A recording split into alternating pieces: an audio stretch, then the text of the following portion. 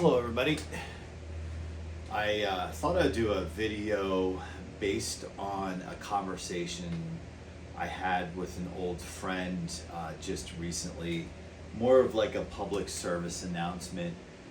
So I'll be pretty transparent about the story.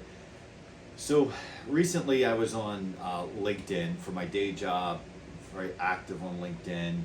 And if you know who I am, you're welcome to go find me there. And if you're interested in what I actually do for a living and kind of my background, that being said, I was on LinkedIn and I had seen an old friend post a picture of maybe like half a dozen homes for sale in Florida, and they looked like really nice homes. So I reacted and gave it the old like or thumbs up. And this friend is not in real estate, and that's what I thought was interesting when I liked it. I thought, I haven't seen this friend in 20 years or so maybe, and I thought, oh, maybe they're in real estate. Didn't really think anything of it. I know that they are a business executive in an unrelated field. Whatever. A lot of people get their real estate licenses and do it on the side, do it as a hobby, whatever. So immediately this person sent me not immediately, in a few hours or so, sent me a direct message, private message, whatever, and said, hey, one of those homes is mine, but I didn't want to be so obvious on LinkedIn and put my home up there, so I just put a bunch of them up there that were on the same page or whatever. It was like a snapshot, basically saying there's an open house. And okay, I said, well, congratulations on selling your home. And I clicked on the link and looked at the home and thought, oh, this is nice. And I daydreamed for 20 seconds and thought it'd be nice to live in Florida, no more winters. That's a whole different story for another day, because that is something I am working towards, I hope. So I said, oh, congratulations. Are you moving to a new location, bigger home, smaller home, whatever? So she said to me in a message, she goes, do you want to know why I'm moving? Sure. She said to me that her and her husband, I think they'd been married for 10, 15 years or whatever. I've never met the guy. I'm sure he seemed like a nice guy when I saw posts on social media, whatever. You never really know. She said to me, and again, this is all about getting scammed, getting spammed, and ruining people's lives. And this whole point of this video is to give a public service announcement of be very careful. She told me that her husband apparently got catfished by a woman or someone posing as a woman. And the story goes like this, and I thought about printing out the messages and kind of reading them, but I really want to protect these people's privacy, so I thought maybe I shouldn't do that. So basically what happened was her husband, this woman somehow started text messaging him. Again, someone allegedly posing as a woman. I don't know how she got his number. I didn't ask. I know there's probably millions of ways people can get your number these days, especially if you hold on to the same cell phone number forever like I have. And I guess ultimately this woman started sending pictures of herself to her husband. Now, and I'm just going to come out and say it, against better judgment, or basically being a stupid idiot, he started sending pictures back. Number one, that's the number one red flag right there, okay? It gets even worse. The next red flag is, apparently at some point she started sending naked pictures and asked him to reciprocate. He did.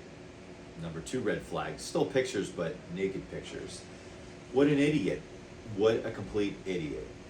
And so as I'm reading this, again, I'm reading a private message from my friend, and I thought, this poor woman, like that alone is like grounds for divorce, grounds for whatever. And I thought, I was stunned when I heard this. It's even crazier, and that's why I'm on camera sharing this. So they traveled a lot together. They don't have any kids, which is by the time we get to the end of the story, it's probably good that they don't have any kids. But they travel a lot. They don't have kids. They're in their 40s. They've been married, like I said, 10, 15 years, whatever the case may be. She was a successful businesswoman, so they have some discretionary money. I think they live in, I think it's southern Florida, the part of Florida they live in. And they were traveling internationally. And what, I should back up for a second. Well, no, I'll go with that part of it. While they were in Panama, I guess it doesn't matter where they were, but I'm trying to paint a picture of spent this money, you're on a relaxing vacation with your so-called spouse, and she gets a text message from the woman. Now, somehow she figured out her phone number and sent a text message saying, I've been interacting with your husband. He sent me naked pictures, and then sent him a picture. So she confronted him while they were on vacation, and he came clean. And apparently this woman, the alleged woman, she started demanding, I think it's a weekly payment in crypto from him, or she would expose him to his wife. Now, I don't know anything about crypto, so I don't even know like where you would go to get crypto, and let alone, I guess you go to a website to get it, but how do you know it's legit? Like as I was learning about this guy and what I've seen from social media, he doesn't seem like a crypto guy. This guy is in, he works in the food and drink industry. And I'm not putting anyone down for that, but what I'm saying is he's not tech savvy. I know he's not tech savvy. So somehow he, some way, was making regular crypto payments to this alleged woman for him not to get exposed to his wife. So this whole thing was a scam. So that's like the next red flag. So maybe, what are we up to, 3 red flags? Like, 1 red flag, 2 red flags, like you're divorced, right? 3 red flags, holy heck. So the reason why the alleged woman, texts the wife on vacation, and it was just dumb timing, but could you imagine my friend, like she's relaxing on vacation, taking a break from work, so much for this vacation, is he stopped making the payments. And I don't know how long this went on for, and I was very careful when I was chatting with my friend because I could tell she was real upset. And I didn't want to ask too many questions, even though I'm a very curious guy. And maybe at some point I'll circle back and write to her. But so he stopped making payments. The wife got a text while they were on vacation, and she said, "You now have to make the payments." Well, you might say, and I asked the question, like, well, like the leverage is gone. You're already aware of the naked pictures. Like, why would you have to make the picture? Here comes the 4th red flag. This alleged woman texted the wife a picture of her mother and said, "We will kill your mother if you don't continue the payments." Can you imagine being out of the country and this stranger sends you a picture of your mother after already your husband just was exposed for being a dirtbag, I'll say it, for being a dirtbag, a dummy, a dirtbag, a piece of garbage. And I feel comfortable saying that because she said I could say that. And so, again, I really wish I asked more questions, but I was trying to be sensitive to this whole situation because this poor woman. So she said, she told me the date that this happened. It was earlier this year. It was like in May. And then she told me the date that she was sitting in an attorney's office, which was like less than 5 days later, filing divorce papers. I mean, talk about getting your world ripped upside down, ripped in half. And so that's why she was selling the house. And this whole conversation started because I liked the listing that she had posted on LinkedIn. And my heart sank for this person because she's a hard worker. She had some challenges earlier in her life. She got her act together.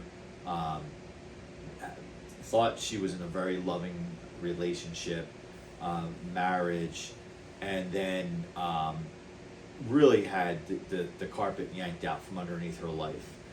So what I'm trying to say is, a couple things here. And go back through the red flags, right? So I don't know how this really ended. Like, I don't know how, like, I have a billion questions. Like, how did this person get a picture of the mom? How did this person get phone numbers of the wife? How did they initially get the phone number of the husband? But really what I'm trying to say is, if you are in a relationship, let's start with the red flags. If you are in a relationship that you are not fulfilled or feeling fulfilled, address that first with yourself and address that with your partner, right? Because that is a hard lesson. And go to marriage counseling, therapy, couples therapy, all that kind of stuff, and address that. And if the relationship doesn't work out, you don't destroy somebody's life in the process of a marriage or a relationship ending. That's one of the red flags. The second one is, regardless if you're in a relationship or not, don't be a complete dumbass, like, and think that some stranger texting you with pictures is a good thing. Stupid. And don't, whatever you do, if you do fall for it, don't send pictures back, especially with your clothes off. Don't do it. Like, there's just so much wrong here. And then obviously that snowballed into the other red flags of the crypto. Like, if you go down that path, and obviously hindsight in their situation is 2020, or this idiot's situation is 2020, but if you find yourself in that situation, you're better off going to your partner and saying, look, I made a stupid mistake. Here's what I did. That is like when you were a kid and you know you're going to get caught, you're better off just confronting your parents before they find out. Still going to be painful, but at least you kind of got ahead of it, or tried to get ahead of it. So lastly, really, just be smart. Like, I think about all the scams that are out there, and I made a list of scams that have happened. There's another one I'll talk about in another video that happened to me, but nothing like that. Mine happened to be with gift cards. nothing like that situation, but that was just so mind-blowing to me.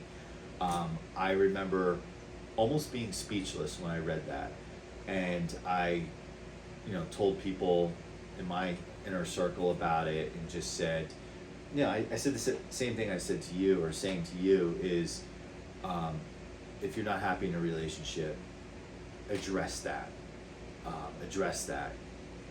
Don't look outward of the situation before doing your own house. I call it housekeeping. Your housekeeping, your relationship's housekeeping. And it's okay if your relationship doesn't work. That's okay.